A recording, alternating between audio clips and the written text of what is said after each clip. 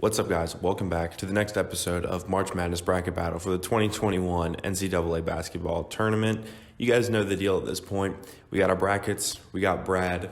Let's talk about it. Today was a good slate of games. I was in class and working for a lot of it, so I didn't get to watch as many of them. Sounds about the same story as yesterday, basically the same thing I said, but I did a little bit of catching up when I could. So the only real game that I watched was the Michigan LSU game and a little bit of the Florida State game as well. So unfortunately wasn't able to watch a whole lot of that, but I was keeping up as much as I could to bring you guys some good information to talk about here. Jumping into today's best and worst. So our best brackets we had were the chalk bracket, win percentage bracket, and the least number of losses bracket, which I titled loser there, but it's not a loser today, it's a winner for sure. They both went 50%, so 4 for 4 out of the 8 games that were played today for a total of 8 out of a possible 16 points. The worst bracket we had today was points per game allowed. We're used to seeing that one at this point, which is super unfortunate for that bracket. They had another goose egg today, but for the entire bracket, they didn't hit a single one correctly. That's probably going to be what we're going to start to see as we move forward, because then obviously there won't be any wins from this side of the bracket in the next round or in the Final Four or in the Elite Eight or in the championship game. So that whole right side of the bracket for points per game allowed is going to have to bring a lot of points for them to have any kind of contention, but I think they're basically out of it at this point. The East region in the chalk bracket was the best we saw today, with 3 out of the 4 games correct, with a possible six out of a possible 8 points. So they only missed the UCLA and who did they play? Abilene Christian game, obviously because the high seed in that kind of section would have been Texas, but UCLA went through, so that's the only mess up they had there. And then both points per game allowed regions obviously laid a goose egg, like we said before, so a big 0 on that board, and that's why they are the worst region that we have today. Moving over to our rankings, so our previous rankings we have here, like I said in one of the other videos, if I knew how to write straight on a whiteboard, we'd probably be have flying cars at this point in life, but we don't, and I'm writing upward at a slant because I can't seem to get that to work correctly, but we'll figure it out. We're working with it. As long as it's readable, we'll be able to handle it.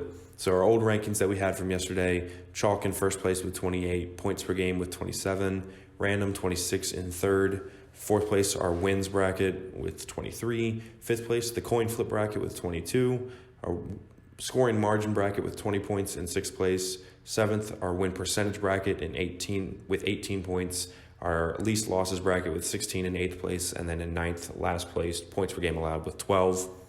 So not a whole lot of changes. You saw a couple shifts up and down. I'll talk a little bit about the trends that we saw after we kind of look at today's new rankings, where we see chalk still retaining first place, as well as points per game with second place with 36 and 33 points respectively for those. I think those are going to be the ones that we'll see competing, and I think again shows the offensive nature that we've seen so far in the tournament.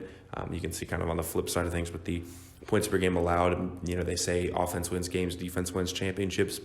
Doesn't really seem like the defenses are doing a whole lot, just based off of these hypotheticals that we have here, unfortunately. So in third place then we have wins, our most wins bracket with 29 points, the random numbers bracket in fourth place with 28. Tied for fifth, we have 3, our win percentage, scoring margin, and coin flip bracket all with 26 points. Least losses bracket has 24, and then points per game allowed with 12, just as they had yesterday because of the big goose egg, like we said. So that's all out of 64 for these first 2 rounds.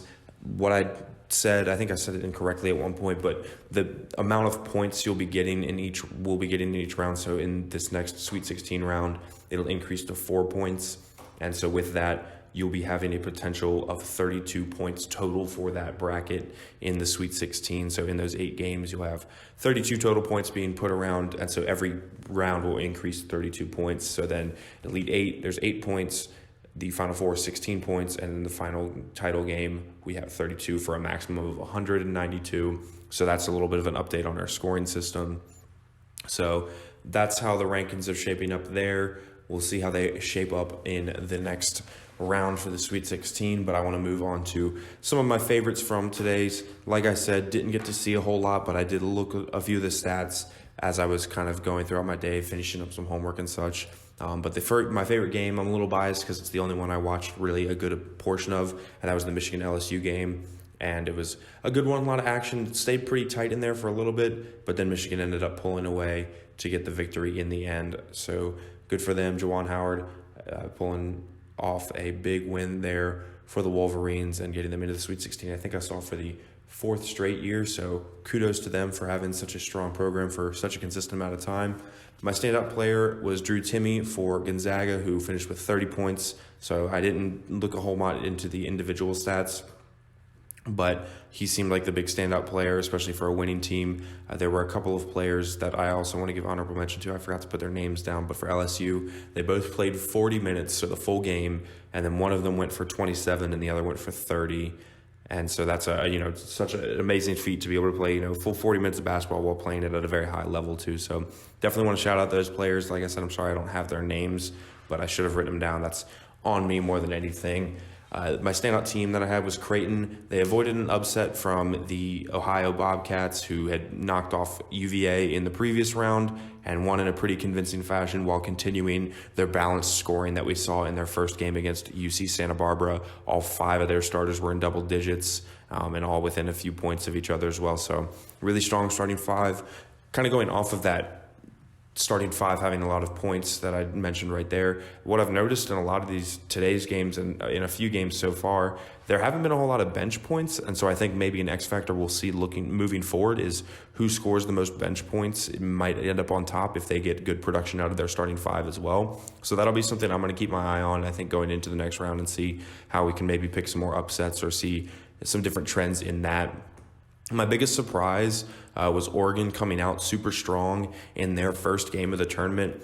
Like we had mentioned, obviously, a couple times before, they were pushed through into the second round without playing a game because of the positive test within VCU's program, which is an unfortunate circumstance for VCU to go out like that. But Oregon obviously benefit from having another day of rest, another day of practice, and another day prepare for Iowa and Luka Garza. Another big shout out to Luka Garza, who had a really strong performance again today in his last game as an Iowa Hawkeye, but we'll definitely see him in the future in the NBA, and I'm sure he'll have a really bright career in there. So that was really cool to see. It'll be interesting to see if that's something that maybe provides benefit to them, that they had a little bit of rest, more rest than some of the other teams going in, so they'll be sharp and ready to go for this next round game that they have against USC. My other big surprise that I had was that every game today seemed to be a blowout. It was absolutely crazy. And I did the math.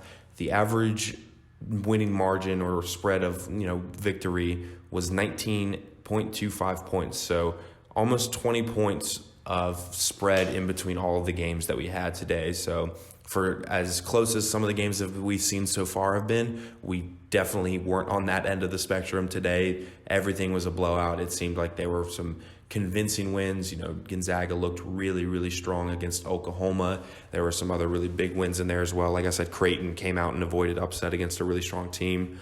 And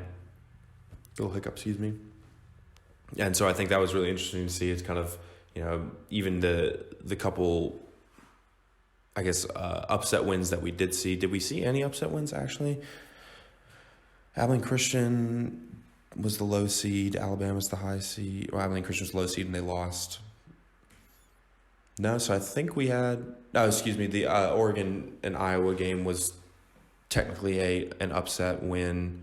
Same with the USC-Kansas game. But other than those two, and those were also 2 very evenly matched games, I think, especially that USC-Kansas one. But they were both blowouts, like we said. So it was really crazy to see that kind of trend there.